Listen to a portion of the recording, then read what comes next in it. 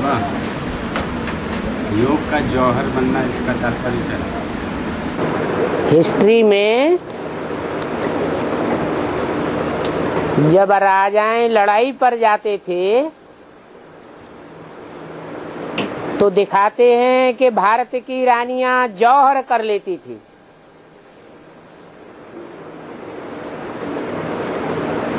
अर्थात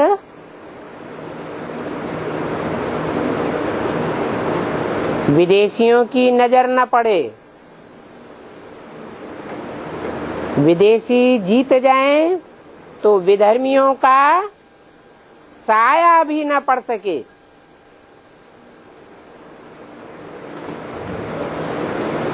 वो रानियों को अपने कंट्रोल में न ले सके,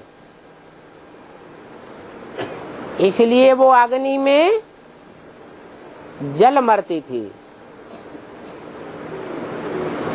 वो तो भक्ति मार्ग की अग्नि है। असली अग्नि कौन सी है? ये संगम युग में असली अग्नि है योगाग्नि, जिनकी सच्ची लगन होती है एक के साथ, वो दूसरे का परसाया भी अपने ऊपर नहीं पड़ने देंगे। उसको कहा जाता है सच्ची याद। एक बाप दूसरा न कोई, ये है याद का जौहर। योग का जौहर कहा जाता है। योग माना लगाओ, लगन, सच्ची लगन।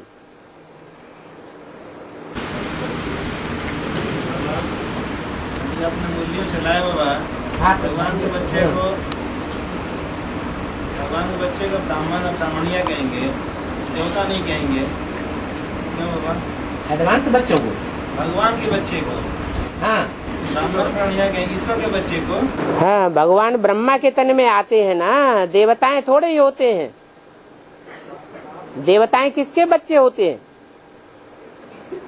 हैं? देवताएं जो होते हैं वो भगवान के बच्चे होते हैं या लक्ष्मी नारायण के बच्चे होते हैं? लक्ष्मी नारायण के बच्चे होते हैं। और हम ब्राह्मण किसके बच्चे हैं? भगवान के बच्चे हैं, क्योंकि भगवान ब्रह्मा के तन में आता है। इसलिए श्रेष्ठ ब्राह्मण हैं, क्योंकि भगवान के बच्चे हैं। देवताओं से भी ऊंच भगवान है। हाँ,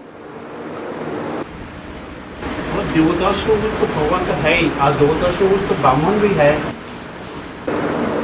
इसीलिए तो हम ब्राह्मण हैं, हम देवताएं नहीं हैं। देवताएं तो बुद्धू होते हैं, और ब्राह्मण तो ज्ञान सागर के बच्चे हैं, समझदार हैं, बुद्धिमान बाप के बुद्धिमान बच्चे हैं। इसलिए ब्राह्मण ऊंचे हैं। और बाबा मुरली में 3 शब्द आया है, घंटी, घंटा और नगाड़ा। हाथ उठा दिया करो। हाँ, घंटी, घंटा और नगाड़ा। बाबा ये जो घंटी, घंटा और नगाड़ा किस किस टाइम में बजेगा? 3 घंटियां बजेंगी। वो हैं घंटियां, छोटी छोटी आवाज करती है, और घंटा बड़ा आवाज करता है। विनाश होगा तो घंटे बजेंगे या घंटियां बजेंगी?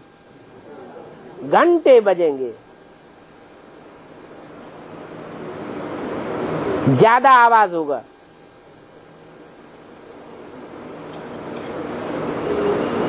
विष्णु के मंदिर में,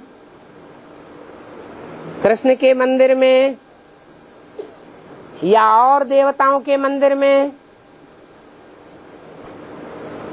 नगाड़ा नहीं दिखाया जाता है। नगाड़ा सिर्फ शिव शंकर भोलेनाथ के मंदिर में दिखाया जाता है।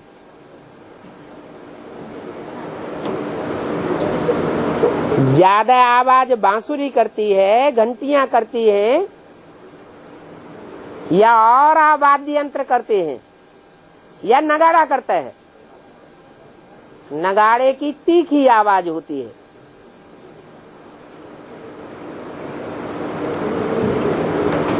विनाश के नगाड़े कहा गया है।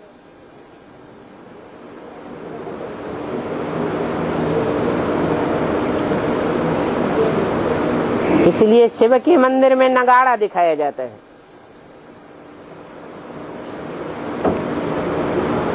गड़गड़ाहट की आवाज और सब वाद्य यंत्रों को नीचा कर देती है। बाबा आज सुना प्रकाश मुनि दादी का तो ज्ञान तब हो गया। लेकिन ठीक है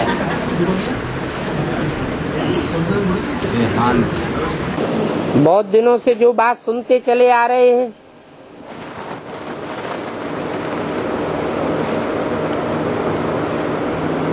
कन्फर्मेशन हो जाए तो सच्ची बात है।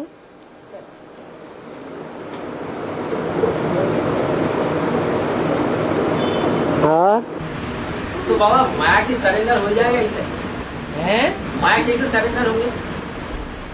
प्रकाश मणि से कनेक्टेड कर रहे हैं क्या?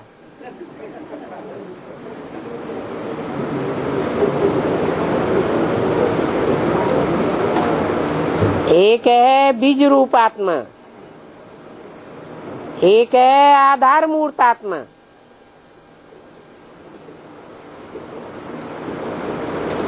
ज्यादा पावर किसमें होती है? बीज रूप में।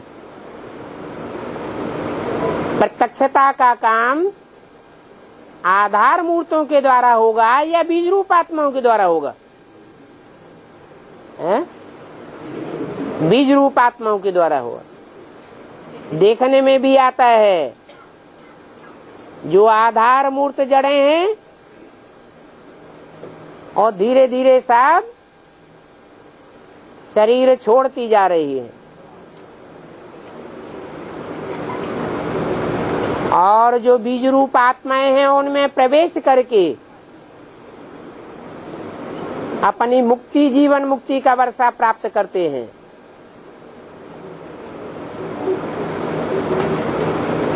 तो बीज अविनाशी होता है।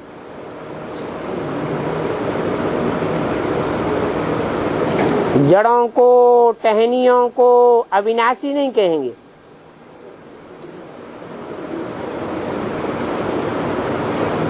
ये सब रंगमंच के पार्टधारी हैं।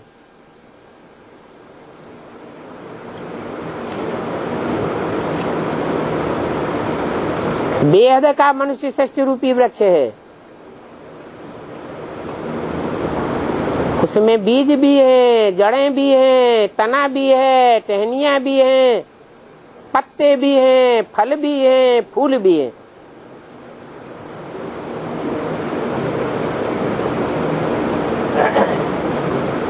माया का पार्ट बजाने वालों में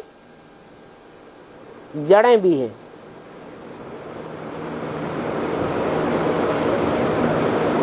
तो उन जड़ का बीज भी है।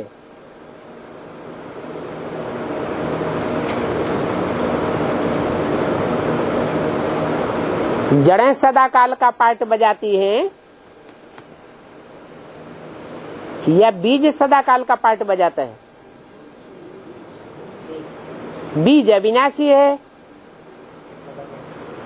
इसलिए 84 जन्म लेने वाला है। और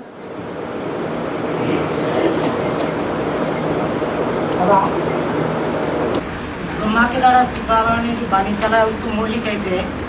अभी बाबा के मुख से जो वाणी चल रहा है काम के द्वारा, इसको भी मुरली कहते हैं।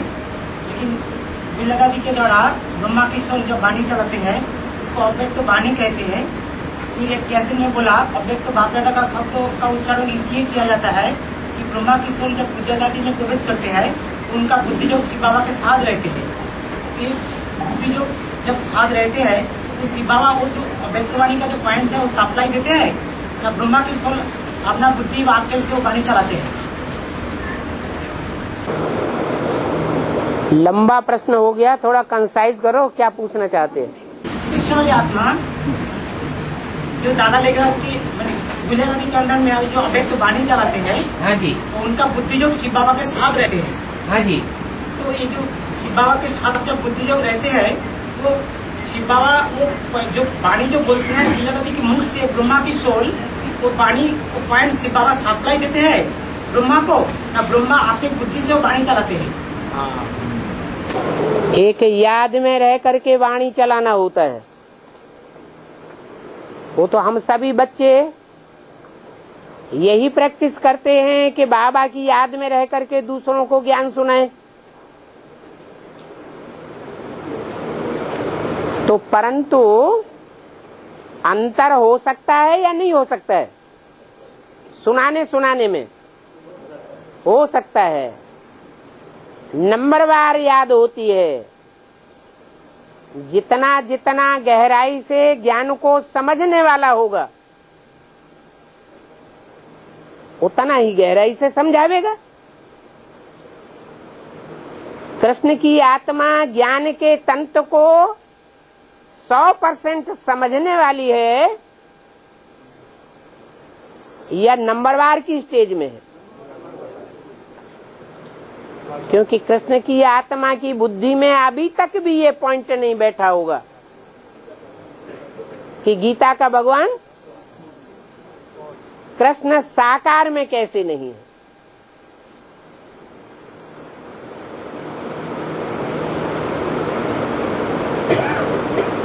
तो कृष्ण की आत्मा भगवान भगवती की लिस्ट में है या देवी देवता की लिस्ट में है? अव्वल नंबर देवता की लिस्ट में तो है, लेकिन भगवान भगवती की लिस्ट में टाइटलधारी के रूप में भी नहीं है। तो भगवान की वाणी में और देवता की वाणी में प्रत्यक्ष अंतर दिखाई पड़ेगा या नहीं पड़ेगा? है? पड़ेगा। भगवान की वाणी है ज्ञान की वाणी, एक एक महावाक्य से ज्ञान टपकता है। और देवताएं होते हैं धारणावान। उन देवताओं में भी पहला देवता है कौन? कृष्ण। तो उसकी वाणी के एक एक महावाक्य से क्या टपकता है? धारणा के पॉइंट्स टपकते हैं। तो अंतर स्पष्ट दिखाई पड़ता है, क्योंकि कृष्ण की आत्मा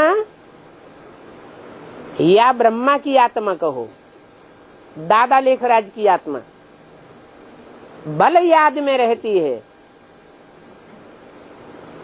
परंतु ज्ञान का तंत्र बुद्धि में नहीं बैठा हुआ है। इसलिए उस वाणी का नाम अव्यक्त वाणी रखा गया है। मुरली नहीं कही जा सकती।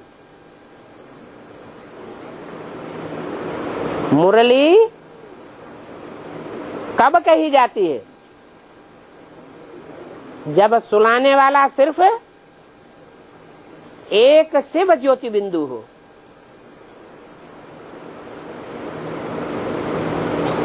और लेकिन बाबा बोला बटला और मुरली ने बोला, कैसे भी बोला, जब मुरली के कोई बात की काट नहीं कर सकते। और व्यक्त वाणी में ऐसा कहते हैं, बोला है कि माँ की भी बात माननी चाहिए।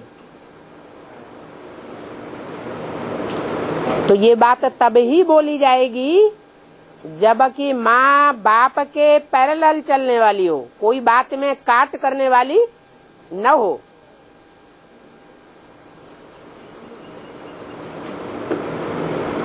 और जैसे बाबा अभी 2 सीट फिक्स हो गया, ऑस्ट्रेलिया का 2 नंबर डिक्लेयर हो गया। ये तो ब्रह्मा की वाणी में ही बोला ना, व्यक्त वाणी में। तो इस ब्रह्मा की आत्मा बोला ना, शिव बाबा उसको इंस्पिरेट किया है। माना ब्रह्मा की आत्मा ने जो बोला वो हम प्रैक्टिकल है, जीवन में ये देख रहे हैं कि ब्रह्मा की वाणी अर्थात अव्यक्त वाणी से जो भी वाक्य बोले गए वो कोई भी वाक्य मुरली के वाक्यों को काट करने वाली नहीं है। तो मानना चाहिए या नहीं मानना चाहिए? मानना चाहिए। अगर ये कहें कि हम तो मुरली की बात को मानेंगे, अव्यक्त वाणी की बात को नहीं मानेंगे, तो हमारा प्रवृत्ति मार्ग कहा जाएगा या निवृत्ति मार्ग कहा जाएगा? है? तो हम निवृत्ति मार्ग के हो गए। जो भी निवृत्ति मार्ग वाले धर्म के लोग हैं वो सिर्फ ज्योति बिंदु को मानते हैं,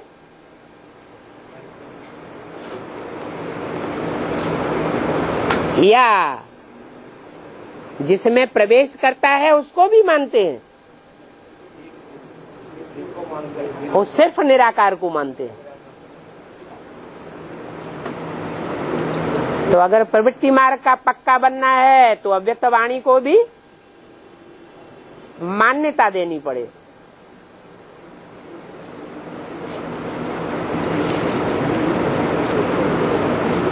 और बाबा भी भारती कितना हजार आत्मा का हो गया टोटल? बहुत पूछते हैं। अगर कहें ज्यादा हजार आत्माओं का हो गया तो हमारे में ज्यादा पावर आ जाएगी क्या? ये हम लोग का कन्फ्यूज है कितना हुआ, पूरा जानकारी नहीं है। बाबा सब कुछ जानते हैं। पांडव 5 होते हैं या ढेर होते हैं?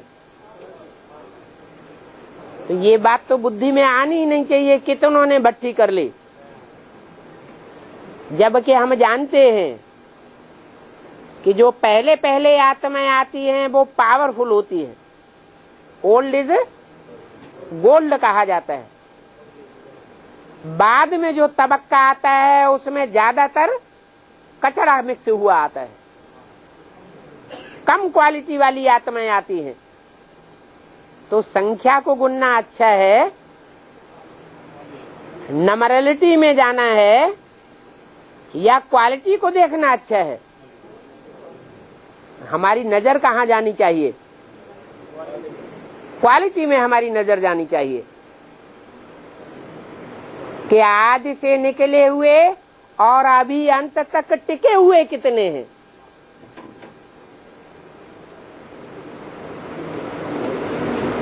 निभाने के नंबर होते हैं। और एक बातलब में आज सुना कि 2018 के अंदर 4.5 लाख पूरा से पूरा भर्ती कर देंगे।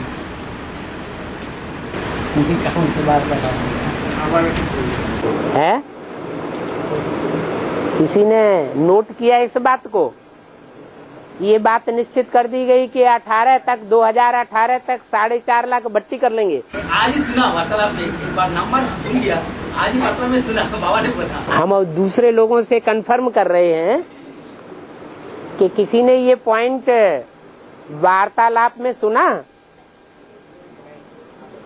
तो कोई भूत प्रेत तो नहीं आ गया अंदर? हाँ, जरा ध्यान से नोट कर लिया करो। हाँ, और हाथ उठा दो। हाँ, आज जो मुरली में मिला है ब्रह्मा चतुरंग भी हो सकता है, ब्रह्मा चतुरंग भी हो सकता है, पंचानन भी हो सकता है। पंचानन ब्रह्मा को कहते हैं चतुरानन, पंचानन भी कहते हैं। पंचानन के लिए बाबा ने बोला है कि आदि में 2, अंत में 2, बीच में, ऐसी एक्सप्लेनेशन दिया है। तो आदि में अगर ऐसे मान लेगा तो एक्सप्लेनेशन कर दीजिएगा कौन कौन होता है, क्योंकि आदि में जो था रामबली आत्मा, वही रामबली आत्मा अंत में आ जाता है। इस हिसाब से होगा। और बीच में दादा लेखराज है, 2, 2, 4, 5 हुए, लेकिन आदि में और 2 थे जो जिसकी गिनती होती है वो देहधारी की गिनती होती है या आत्मा की गिनती होती है? आदि में जो देहधारी थे वो अलग थे, और अंत में जो देहधारी पार्ट बजाते हैं वो अलग मोहड़े हैं। तन अलग है, तन का ही नाम होता है, आत्मा का नाम नहीं होता है। आदि में जो बच्चे में प्रवेश करके बाबा ड्रिंक कराते थे तो वो कौन हुई? जी ब्रह्मा हुए, वो भी आउट दो हुए। जो अंत में हुए वो भी ब्रह्मा हुए। आदि में रामबल शिवक्रम में तो फिर आत्मा के ऊपर आ गए। आत्मा को नहीं पकड़ना है, जो भी नाम है वो आत्मा के ऊपर रखे गए हैं या देह के ऊपर रखे गए हैं? देह के ऊपर नाम है। वो चित्र अलग आदि वाले, और अंत वाले चित्र अलग। आदि वालों में और दूसरी आत्मा का प्रवेश नहीं था, और बाद वालों में और आत्माओं का भी प्रवेश है।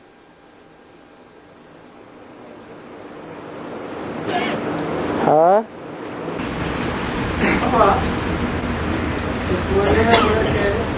सुबह का अमीर और शाम का रात का क्या? सुबह का अमीर, शाम का फकीर। हैं? सुबह का अमीर। हाँ जी, हाँ जी। सुबह का अमीर का मतलब सतयुगु रूपी सवेरा। वो कब से शुरू होता है? अरे सवेरा कब से शुरू होता है? क्या उसमें प्रमाण आ जाता है कि उसको सवेरा कहा जाता है? ज्ञान सूर्य प्रकट होता है तो उसको कहते हैं सवेरा। सुबेरा या सुबह का अमीर। तो सवेरा कब होता है ऐसा बेहद में? कौन से युग में होता है?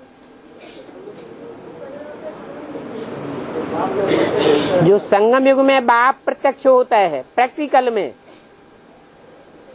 वो ज्ञान सूर्य प्रत्यक्ष होने का टाइम ही संसार में सवेरा कहा जाता है।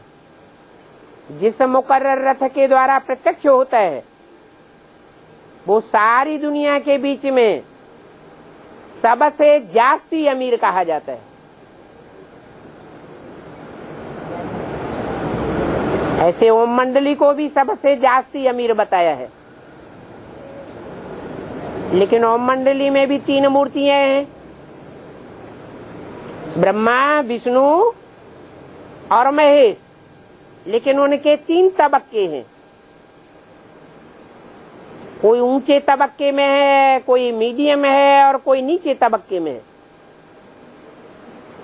इसलिए सवेरे का अमीर माना विश्व का बादशाह है, और शाम का फकीर। शाम कब कहेंगे? हैं? द्वापर कलयुग। द्वापर को कहेंगे हैं? कलयुग का अंत, जब सनसेट पॉइंट की यादगार दिखाई गई है। सबके मन में अंधेरा छा जाता है 76 से पहले।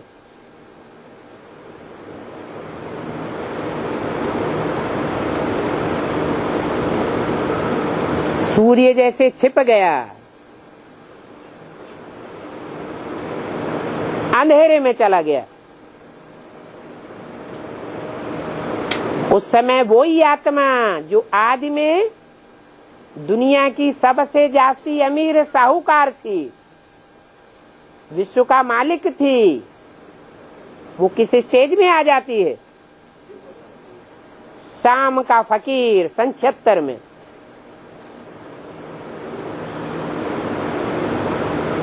इसलिए बोला सुबह का अमीर, शाम का फकीर।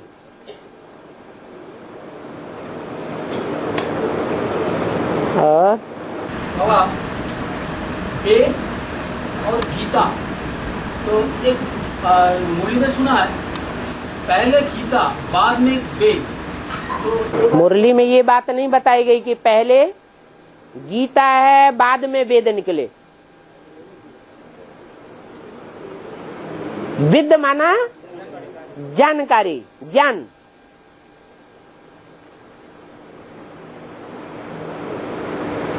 और उससे जो शास्त्र बना उसका नाम है वेद।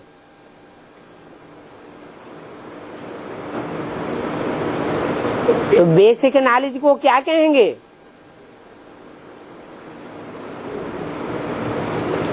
कुछ जानकारी है या नहीं है? कहते हैं ब्रह्मा के मुख से वेद निकले। गीता निकली ऐसे नहीं कहते। तो जानकारी निकली, ईश्वरीय ज्ञान की बेसिक नॉलेज निकली। वेदवाणी तो है,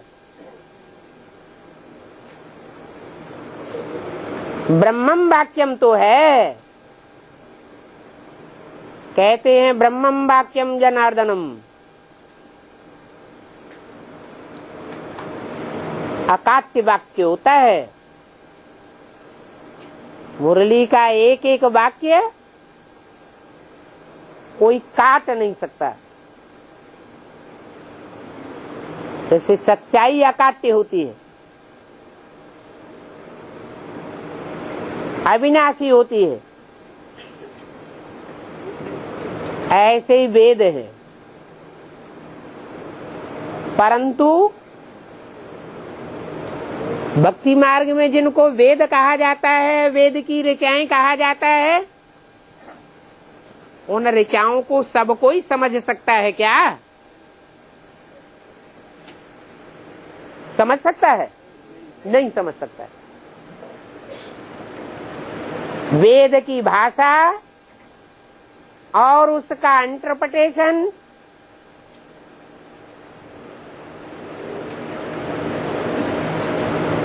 भारतवर्ष में हिंदी में एक ही विद्वान हुआ है।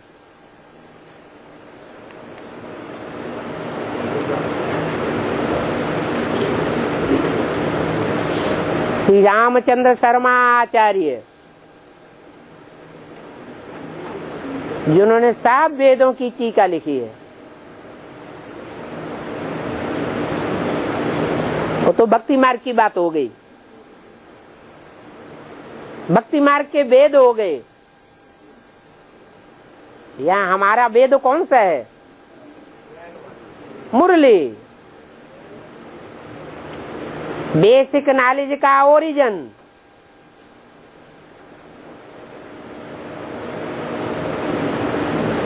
वो जब तक व्याख्या उसकी सामने ना आवे तब तक उसकी समझ कोई की बुद्धि में बैठ नहीं सकती। बल मुरली मुरली के रूप में आई, वेदवाणी के रूप में आई। जैसे कि बहुत से कवियों ने कविताएं लिखी हैं, परंतु उन कविताओं का सही अर्थ भगवान बाप आकर के समझाते हैं। वो कविता करने वाले खुद उसका सही अर्थ नहीं जानते थे। ऐसे ही जो बेहद की वेदवाणी अर्थात मुरली निकली है, भल ब्रह्मा के मुख दादा लेखराज के मुख से निकली है, परंतु उसके तंत्र को, उसके मर्म को ब्रह्मा स्वयं भी नहीं समझते थे। उसकी समझानी भगवान बाप को टीचर बन करके देनी पड़ती है। वहां भी है बेहद का श्री रामचंद्र शर्मा आचार्य, उसके अलावा और कोई पूरी समझानी नहीं दे सकता।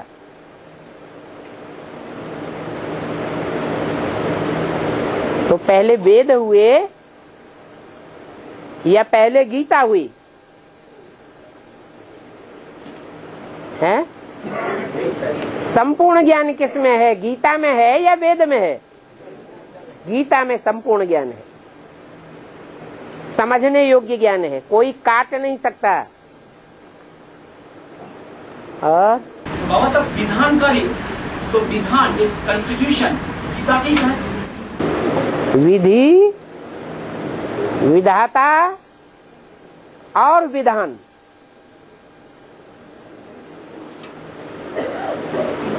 विधि बताने वाला कौन है? विधाता ही है। और वो गीतापति भगवान कहा जाता है। गीतापति भगवान जो रचना रचता है, उस रचना का नाम गीता है। गीता माता है तो रचना है या रचयिता है? गीता माता क्या है? रचना है। गीतापति भगवान रचयिता है। तो रचयिता की बुद्धि में गीता का रोम रोम जानकारी में है। एक एक शब्द का डिटेल है।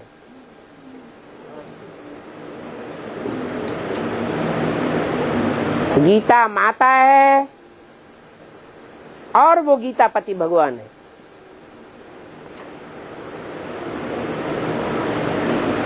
ये प्रवृत्ति मार्ग है, उसको गीता शास्त्र कहा जाता है। सर्वशास्त्र शिरोमणि कही जाती है।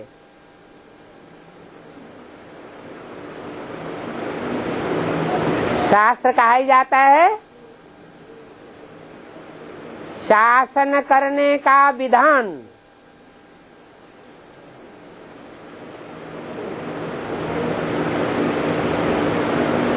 सबसे ऊंचा शास्त्र कौन सा हुआ? गीता। सर्वशास्त्र शिरोमणि। तो दुनिया में सबसे श्रेष्ठ शासन किसने किया होगा? गीता माता ने करके दिखाया। लेकिन किसकी मत पर है? भगवान बाप की मत पर।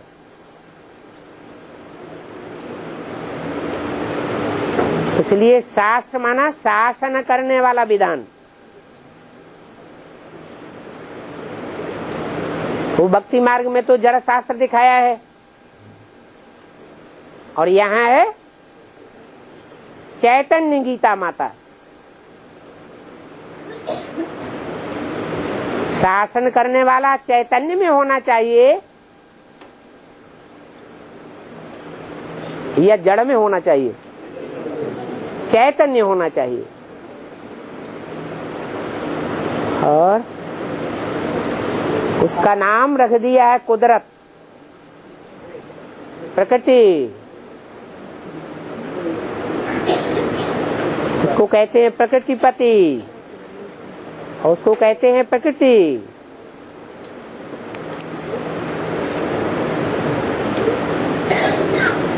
श्रेष्ठ न्याय करता, दूध का दूध और पानी का पानी करने वाला है। देर हो सकती है लेकिन अंधेर अंधेर नहीं होगा। और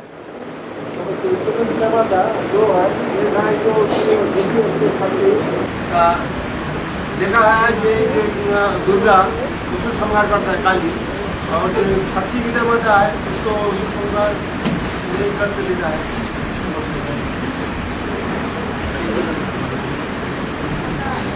प्रश्न क्या है? उसको क्या है जो गीता माता है एक को संहार में देखा है, एक को नाम देने का देखा है।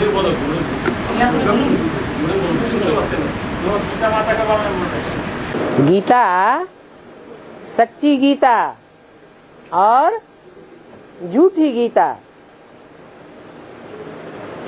भगवान आते हैं तो झूठी गीता झूठी ही बनी रहती है अंत तक, या उसको भी सच्चा बनाते हैं? झूठों को भी सच्चा बनाते हैं। और जो सच्ची गीता है उससे बनता है 1 सेकंड में ब्रह्मा सो विष्णु।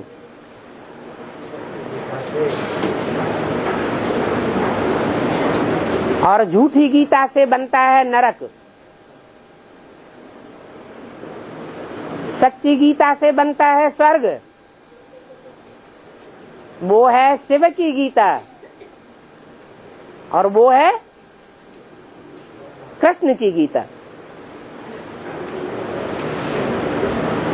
जिस गीता के दिल पर कृष्ण की छाप है,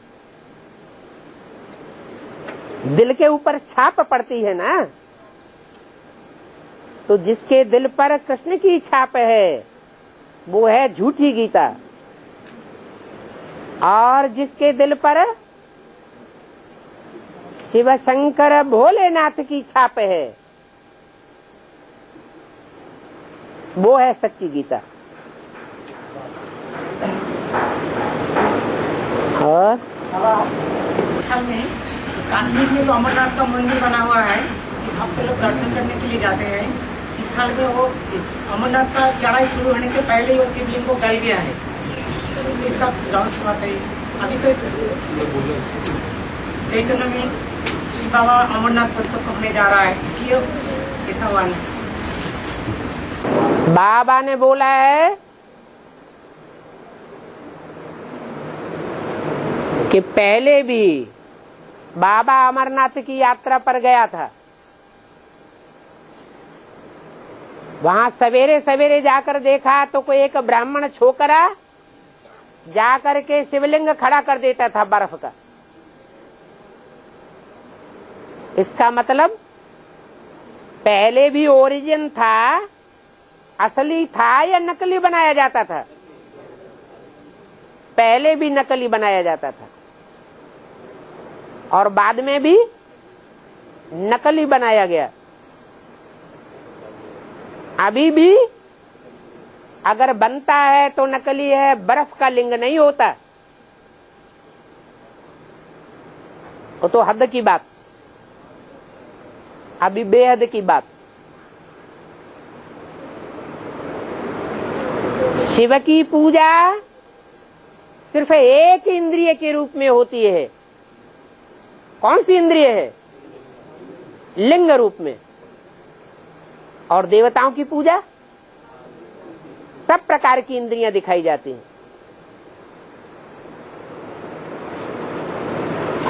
यादगार कहाँ की है? हैं? संगम युग की यादगार है। विष पीने वाला दिखाया गया है तो सबसे जास्ती विषय विकार बढ़ाने वाली इंद्रिय कौन सी है? जिसे काम इंद्रिय कहा जाता है। काम जीते जगत जीत कहा जाता है।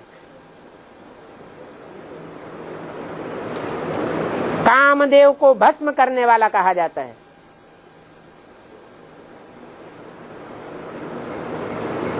तो जिसने उस इंद्रियों को जीत लिया, बाप भी कहते हैं अंत में तुम बच्चों की योग बल से ऐसी अवस्था हो जाएगी कि तुम्हारी कर्मेंद्रियां शीतल हो जाएंगी,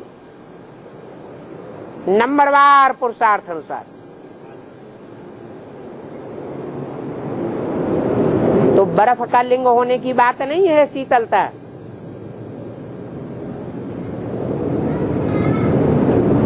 क्या अर्थ है उसका? है? हाँ, वो कर्मेंद्रियों में शीतलता अनुभव होगी अनुभव करने वालों को।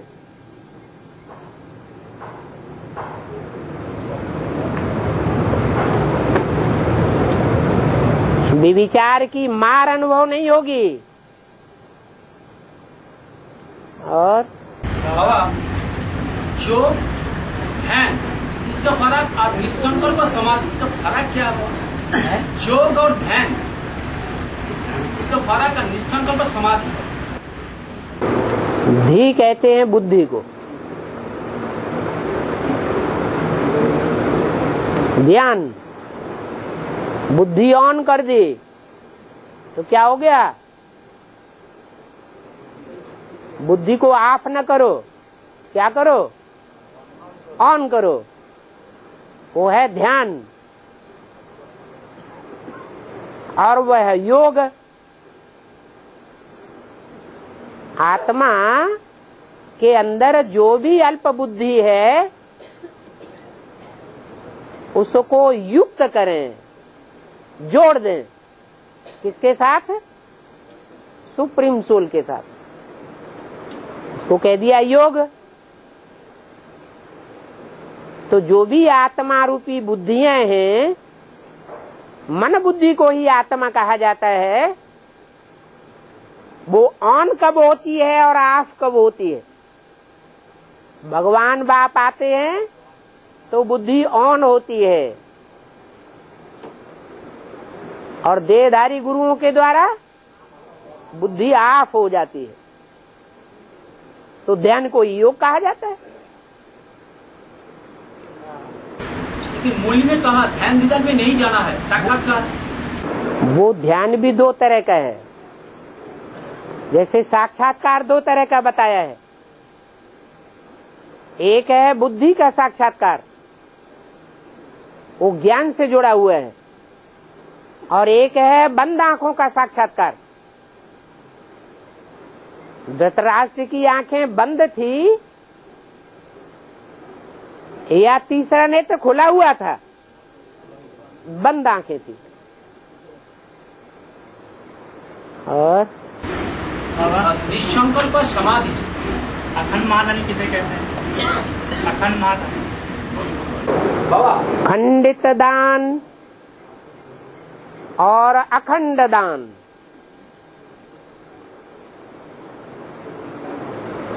खंडित मूर्ति और अखंड मूर्ति।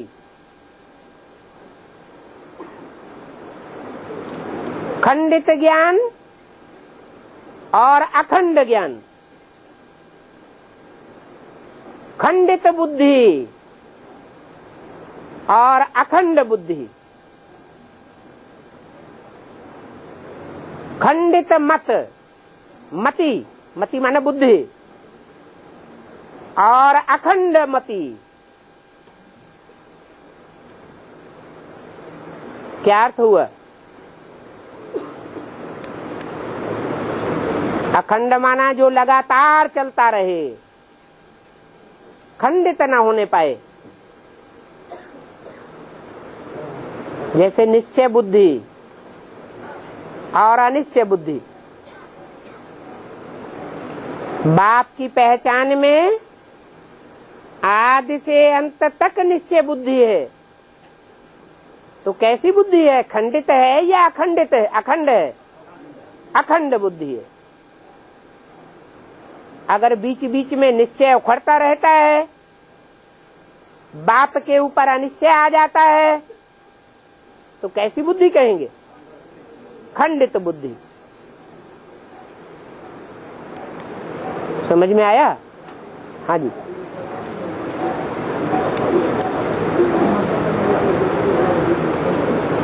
और भगवान ये মানুষ যারা পাপ করে চোখে পাপ করে না মন থেকে পাপ করে? जो पाप करते हैं वो आँख में से पाप करते हैं तो ना दिल से पाप करता है। कैसे बात करते हैं? आँखों से पाप करता है ना दिल से पाप करता है। दिल और मन तो एक ही बात हो गई। जो मन है वो ही दिल है। मन, बुद्धि और संस्कार, ये तीन शक्तियां आत्मा की हैं। और आत्मा को राजा कहा जाता है। राजा उत्तमांग में बैठता है। राजा ऊंची गद्दी पर बैठता है या प्रधानमंत्री ऊंची गद्दी पर बैठता है? एक होता है प्रधानमंत्री महाअमात्य और एक होता है सेनापति।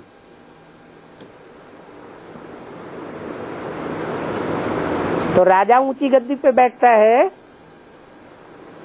या मंत्री ऊंची गद्दी पर बैठते हैं? आंखों का स्थान और मन बुद्धि रूपी आत्मा का स्थान, दोनों में ऊंचा स्थान किसका है? हैं? मन बुद्धि रूपी आत्मा का स्थान, उसका नाम है उत्तमांग। कैसा अंग? उत्तम ते उत्तमांग, उत्तमांग, भ्रकुटी का मध्य। उसके नीचे दिखाई जाती है आत्मा, आत्मा की आंखें, जिससे सारे राज्य को राजा देखता है।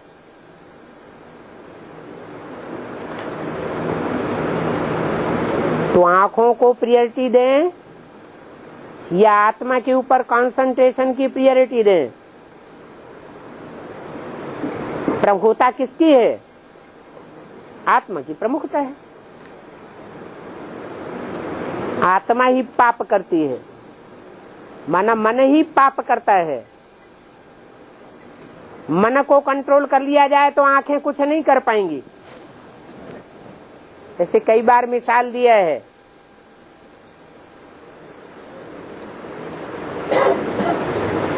जो आशिक होते हैं वो मासूक की याद में कारखाने में काम करते रहते हैं या रास्ता चलते जाते हैं।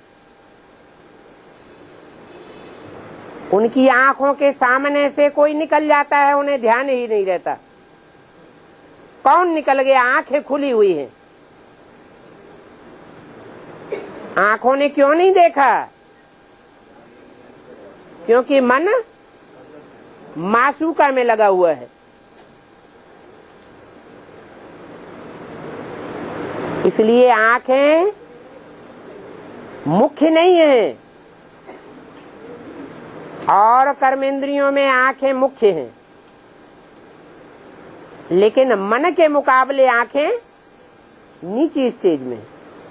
मन कंट्रोल कर लिया तो आंखें भी कंट्रोल हो जाती है। इसलिए मन को 11वीं इंद्रिय कहा जाता है शास्त्रों में।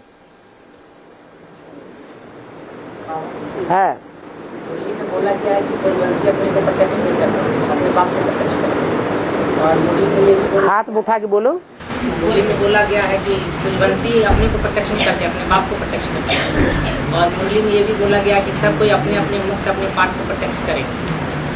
दोनों तो कॉन्ट्रास्ट हो जाती है बातें। सब अपने अपने पार्ट के आधार पर अपने को प्रत्यक्ष करेंगे, लेकिन जो प्रत्यक्ष करने वाली आत्माएं हैं, उन आत्माओं के अंदर प्रत्यक्षता कौन करेगा? मान लो राम की आत्मा है, वो अपने पार्ट के द्वारा अपनों को प्रत्यक्ष करेगी संसार में। लेकिन राम की आत्मा के अंदर ये किसने प्रत्यक्ष किया कि तुम आत्मा राम की आत्मा हो? हैं? शिव बाबा जैसे राम के लिए, वैसे ही सब बच्चों के लिए। बाप तुम बच्चों को इशारा देते हैं। जो सूर्यवंशी देवता कुल के बच्चे हैं, वो इशारा ही उनको काफी है। इशारे से प्रत्यक्षता को पकड़ लेते हैं। उनको उंगली दिखाने की जरूरत नहीं, मुख से बोलने की दरकार नहीं, वाचा चलाने की दरकार नहीं, कोई एक्ट करने की दरकार नहीं। तो कंट्रास्ट हुआ? कंट्रास्ट नहीं है। और सत्ययुगी जो राधा कृष्ण है, इनका जन्म 2018-19 में होने वाला है कि 2036-37 में होने वाला है? कृष्ण का जन्म 2018 में दिखाया है।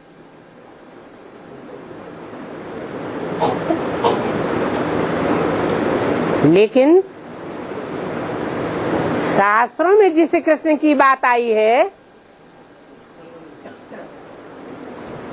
वो संगम युगी कृष्ण है या सतयुग का कृष्ण है।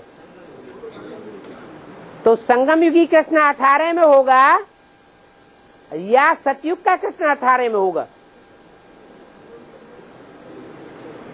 संगम युगी कृष्ण के साथ कंस होता है, जरासंध होता है, शिशुपाल होता है, और सतयुगी कृष्ण के साथ ऐसा दुनिया में कोई नहीं होगा। फिर ये भी बताया जहाँ पतित होंगे, पतितों की दुनिया में एक भी पावन नहीं होगा, और जहाँ पावन देवताएं होंगे वहाँ पावन देवताओं के साथ एक भी पतित नहीं होगा।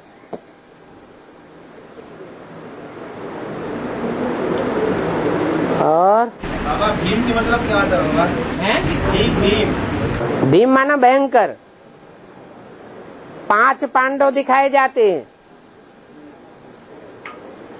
उनमें देह का आकार प्रकार भयंकर किसका दिखाया जाता है? भीम का। सिर्फ देह का आकार प्रकार ही भयंकर नहीं है, उसका पेट भी भयंकर है।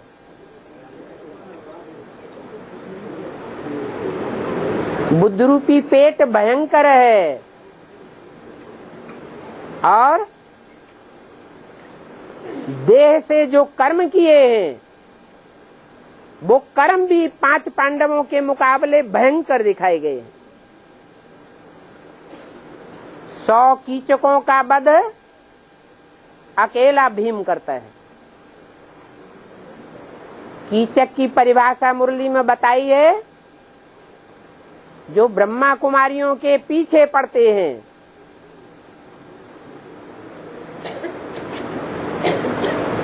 उन गंदे डर्टी ब्रूट्स को कहा जाता है कीचक। भगवान के ऊपर जो अर्पण हो गई उनका भी पूछा करते हैं, उनको भी नहीं छोड़ते। ऐसे कीचकों का वध करते हुए भीम को दिखाया है। फिर हेडम्ब जैसे अनेकों राक्षसों का वध करने वाला भी भीम को दिखाया है, और 100 कौरवों का वध करने वाला भी भीम को दिखाया है। तो भयंकर कर्म करने वाला है। नहीं बाबा, जैसे युधिष्ठिर का मतलब युद्ध में स्थिर रहने वाला। हाँ जी। अर्जुन मतलब ज्ञान का अर्जुन का करता है। हाँ जी। इनका मतलब क्या होता है वो पूछना। ऐसे ही भीम माना भयंकर। और अभी जड़ प्रकृति का भयंकर रूप दिखाई दे रहा है इस समय। बारिश इतना हो रहा है, चारों तरफ सब दुआ दे रहा है। बिना मौसम का बारिश लगातार 2 महीने से बारिश हो रहा है। हाँ। फसल नष्ट हो रहा है। हाँ। उत्तर मेरू में भी बर्फ जल रहा है। ठीक है। उत्तर मेरू में जो बर्फ है हाँ जी, हाँ जी, जल रहा है अभी। हाँ जी। तो इसका बोलता है क्या इशारा है? जबकि अभी एटम बम फटे नहीं हैं, तब ये हाल है। और जब शहर बाई शहर एक एक करके एटम बम फटते जाएंगे तब क्या हाल होगा? हैं? लोग कहेंगे ऐसा तो प्रकृति का भयंकर रूप हमेशा से ही होता चला आया। इस बार आप सुने कि इस बार ऐसा कोई नहीं बोल रहा है, बोला कि इस साल ही ऐसा हुआ है। जो भी होता है नया ही नया होता है सृष्टि रूपी रंगमंच पर। लेकिन जब अति होती है उसका अंत कहा जाता है। तो प्रकृति अति का रूप धारण करे तब प्रकृति तामसी रूप को त्याग देगी, अंत हो जाएगा, प्रकृति दासी बन जाएगी।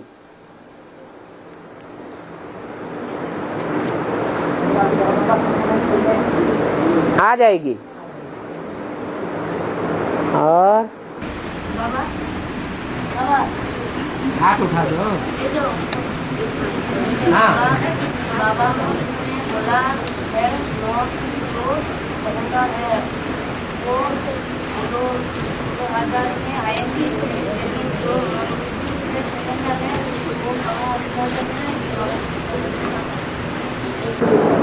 वो पक्का समझ लिया हो तो और क्लियर कर दो। क्या पूछ रहे हैं?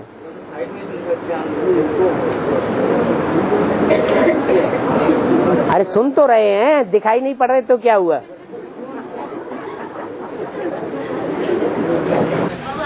हाँ बाबा ने बोला है जो सिलेंडर है वो 16,000 में आएंगे, लेकिन जो बुद्धि से सिलेंडर है वो 16,000 में। मन बुद्धि से सरेंडर नहीं होगा तो वो सरेंडर माना जाएगा क्या है? वैश्या तन अर्पण करती है लोगों के सामने, अपना धन भी अर्पण कर देती है,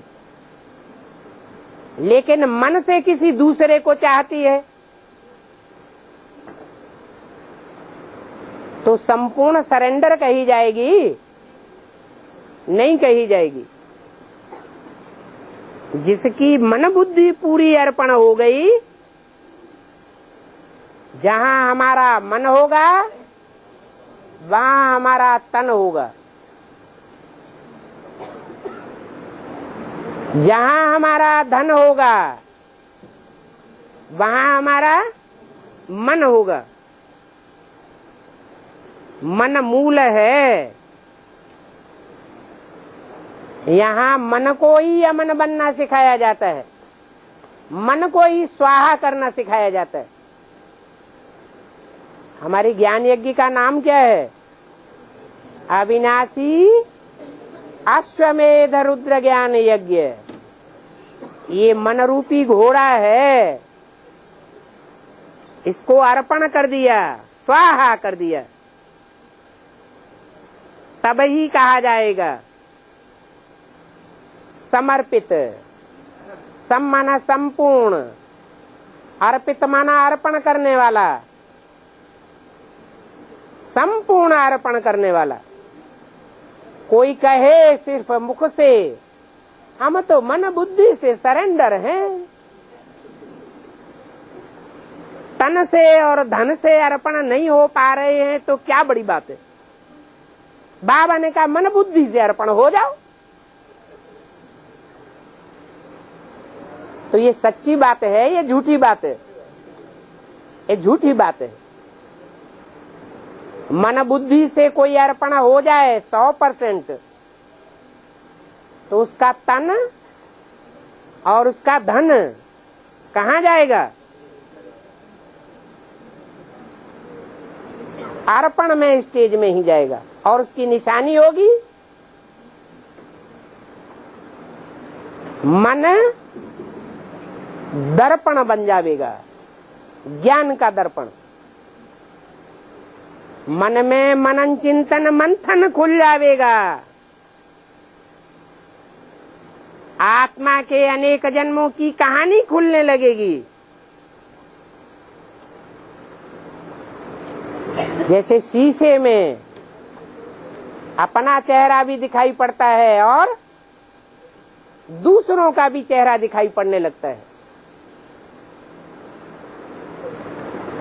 जितना अर्पण में उतना दर्पण पावरफुल होगा।